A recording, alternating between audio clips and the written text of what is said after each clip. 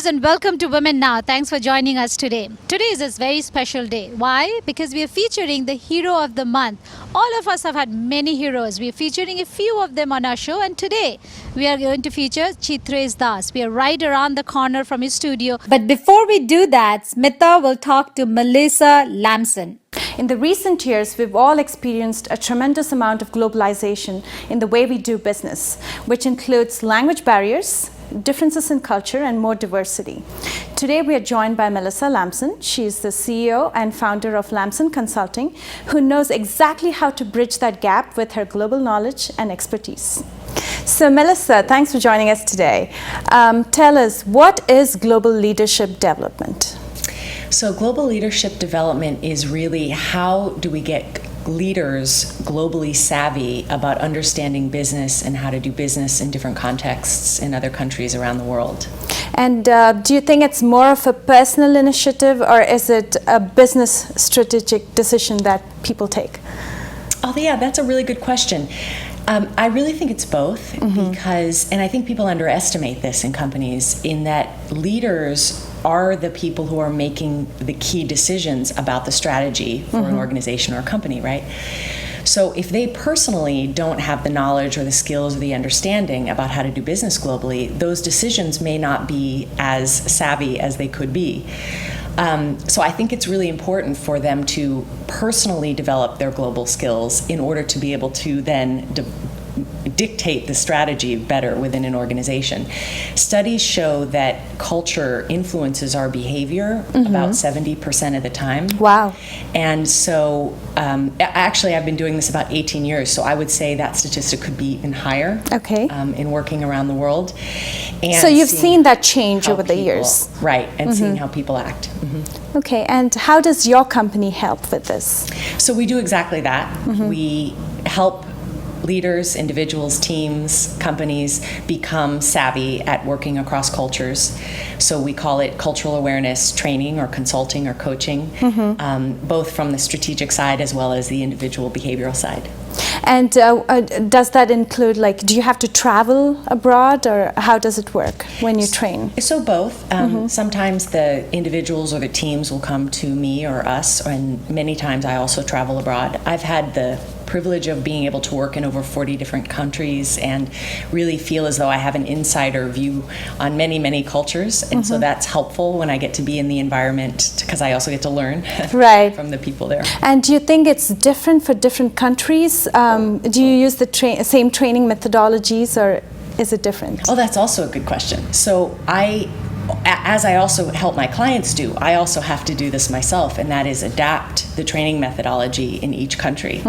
So where you can expect Europeans and Americans to jump in and sort of contribute and say whatever they want, whenever they want, and argue and discuss in the training. In other parts of the world, people are a little more reticent to just jump in and ask questions or even argue or discuss with me as the presenter or the trainer. So I have to make sure that I find other ways to get people to participate actively in the training so that we can still make it interactive. And is it mostly culture-based, or what is it that's different? The way that people interact or communicate. Yeah, it's absolutely cultural. There are some cultures that feel as though they need to be invited to speak or participate, and they also find it to be very rude if they disagree or say no or argue in a situation. And then there are other cultures that say, oh, that's actually a sign of respect to argue with you and discuss with you and tell you that I don't agree. It's interesting because in terms of global leaders, I was trying to, think about, someone just asked me this question recently, what is the most important thing for a global leader to keep in mind? And I would say that the most important thing for a global leader to keep in mind is that they have handlers, I guess, for lack of a better word, around them. So that their communication people, their HR people, their assistants, all of them are really prepping them and preparing them with information and content that helps them make decisions or helps them make a presentation or communicate messages. If their people around them aren't globally savvy, then the content with which they have to make decisions about or present or message isn't necessarily going to be globally savvy. So the first thing I would do if I was a global leader is I would first of all, assess my whole surrounding, the folks that are going to help me do business successfully and make sure that I'm running where I need to run, making sure that they all have a global mindset as well. Okay, anything else that we need to keep in mind? I think listening, doing more listening than speaking, and spend really time in other countries, not just flying first class, getting out of the plane, being at the company, going to the 5-star hotel, but really spend time and go to people's homes, meet people's families, and ask questions and learn about that culture. And that'll really give you insight into how business works there as well. Wow, that feels like a lot of information to take in one interview, and especially for people who are doing business globally. There are so many key elements that we need to keep in mind in doing that business and making sure it runs smoothly. Thank you so much for sharing your insight and joining us today. You're watching America's first South Asian TV talk show. Don't go away. Women Now will be right back.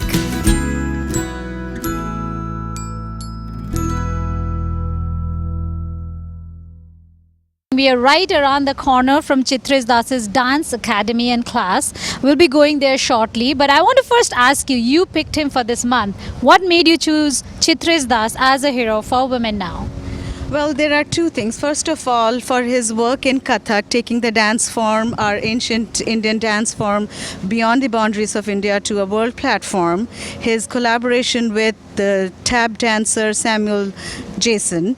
And for the other part of him that not many people are aware of, his work for the underprivileged children and women in India, and for the work that he has done with the physically handicapped people in India. So let's go straight to his studio and let's find out what does he have to say about his efforts. Yep, let's go.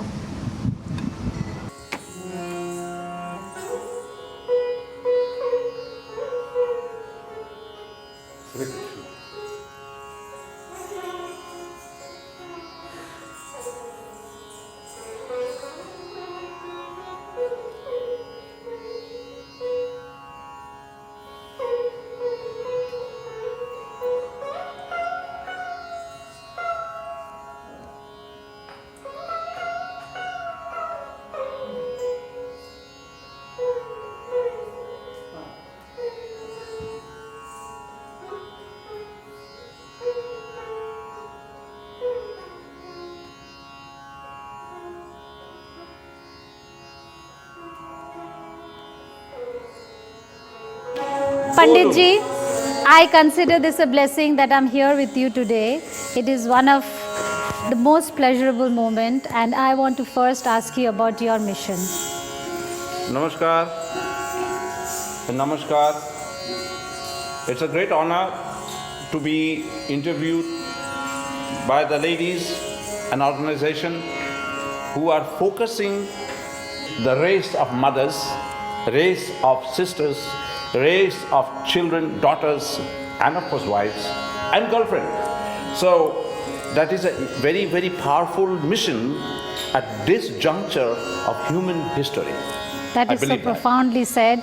Pandit Ji, I mean, you have carried Indian culture across the world. You have established this beautiful dance studio over here, and you are spreading this across boundaries, across borders, and bringing the fusion of Indian classical and American and European dance cultures.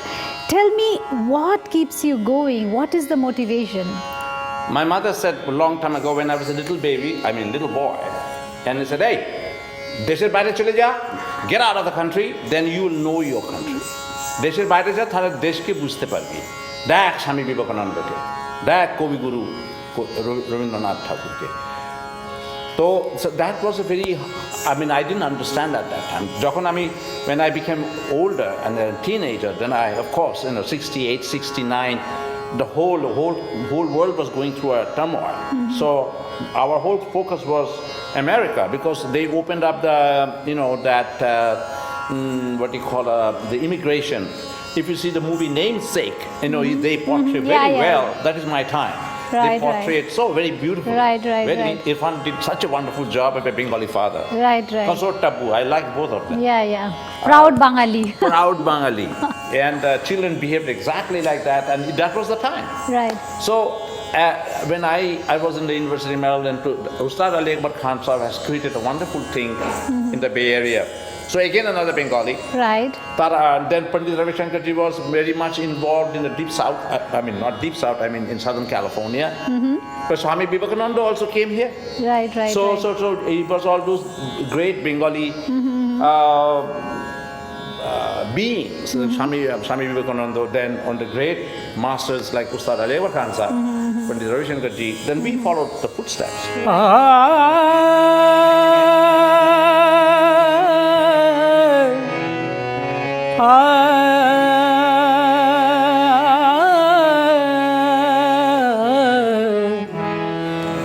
Shyam सुंदर मदन मोहन श्याम सुंदर मदन मोहन जागो मेरे गिरधरी जागो मेरे गिरधरी श्याम सुंदर मदन मोहन श्याम सुंदर मदन मोहन जागो मेरे गिरधरी जागो मेरे Girdhari. You're watching America's first South Asian TV talk show. Don't go away. Women Now will be right back.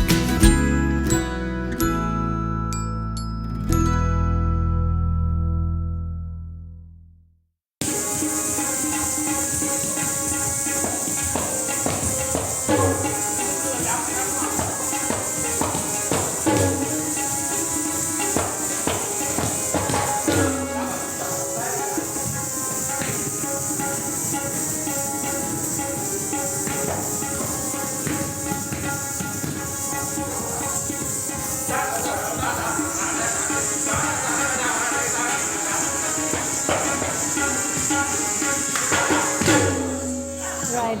Now, can you remember that moment when you first felt that I am going to be the best dancer in the world? Oh, Can you remember that moment? No, And what was it like? Growing up, male dancer at that Yes, point in but- time were just very few. Very few and very difficult. Very It's a difficult. very good question you bring this up. I Yeah. don't know how did you do that, but you did it very interesting. The great Uday Shankarji was at that time, I saw his Shadow Ramayana in Right, Rangers right. Stadium. Right. It was one most beautiful thing. And he was always ahead of his time. But as a male dancers, we don't have many, under Kathakali dancing, yes, Manipuri dancing, yes, in Kathak, in the Rajasthan and school, and Kathak, see, the Kathak dance was, you have to understand, Wajid Ali Shah, the last Nawab of Awadh, was banished in Kolkata. Okay. So Wajid Ali Shah was deported, actually pushed away from Lucknow. Okay. So the whole court moved there. Okay. All the Baijis, the Twayafs, Okay. the Twayafs and the Baijis, Amra boli Baiji. Right. This is the time when I was growing up, 8 years, 9 years old. So at that time, my Amar Ma made me go to my Guruji's, Okay. the Bobaja Mohalla. My father bought my Guruji out of Bobaja and established him on the society. Nritya Bharati plus Birla Academy Acha. plus Gujarati Bal Mandir. Now that brings me to the question, আপনার বাবাও কি নাচ করতেন? Definitely, Amar Baba Prahlad Das Okay.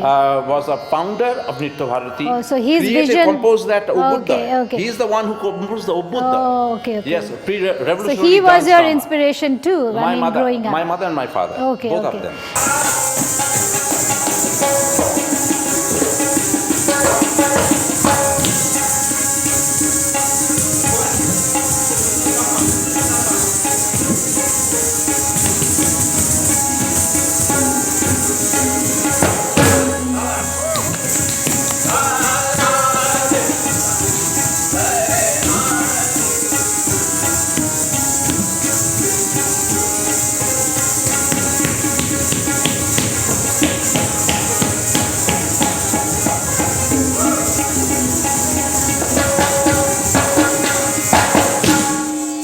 আমি একটা খুব বড় question করছি Please. আপনাকে এত আপনি অ্যাকমপ্লিশ করেছেন লাইফে from India you have established yourself trying to, here trying to. না মানে I mean if we have to remember one person in the world of dance আপনার নাম একদম top of mind what have you really learned through this journey je what is it that is most important for all of us and as artists especially Well, the thing is this, never sit, practice, practice, practice, and always improve. And what can you give to the world?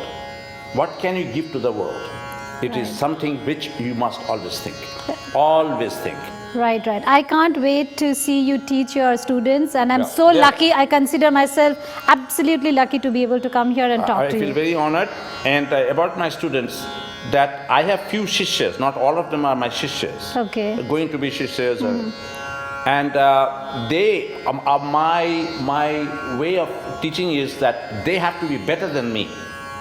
And you will find that's very rare. I don't know, these Indian musicians are here, you can ask them, that we teach, the way I'm teaching, is while I have the tabla on the table, and I teach. But it started with the whole Kathak Yoga. Maybe one of Okay. the students can talk about that Okay. later. But this keeps me going. This is another thing which keeps me going. While you're playing, you're dancing, and you're teaching, so you are already working out. And Right. when you have very famous artists with you, they'll push you, you'll push them, and it works. Right, What right. happens is that you create something.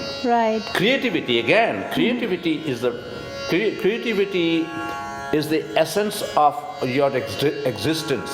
Right. If you do not create, you live in mundane. Even monkeys, they create. Right. They have to do upaj. Right. They'll have to find something. Something did not. They are Right, very intelligent. right. So they'll find a way. They'll do upaj. Improvise. Something did not work out. Right. So creativity is one of the most important factor in one's life.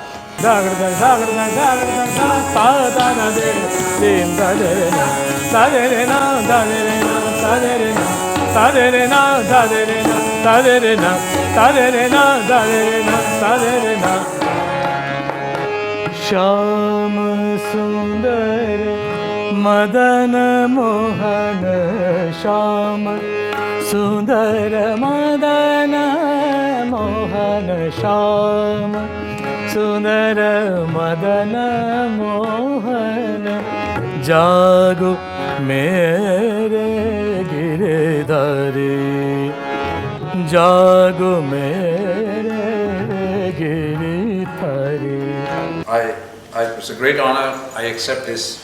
I accept this on behalf of my parents who are not anymore, my Guruji, my birthplace, Bharatvarsha, all my students, and all of you, my wife, my little baby, Shivaranjani, and another one, God's grace. And so I feel so touched that finally, from Bengal, it happened in Berkeley, of all places.